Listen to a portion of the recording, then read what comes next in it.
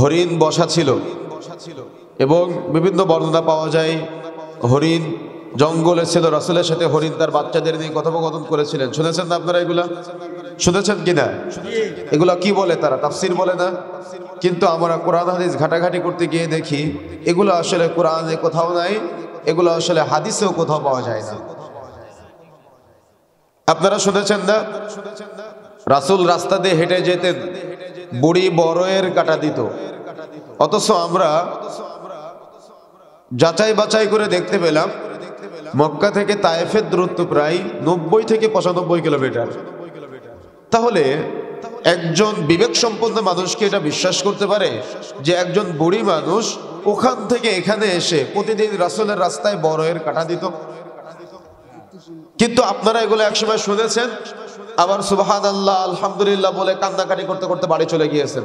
আমরা এই গতানুগতিক তাফসীর করব না।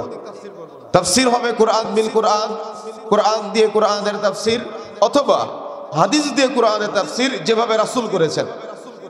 এর বাহিরে গিয়ে ব্যক্তিগত কোনো মতামত, ব্যক্তিগত কোনো উদ্দেশ্য আমরা আপনাদের মাঝে উপস্থাপন করব না ইনশাআল্লাহ।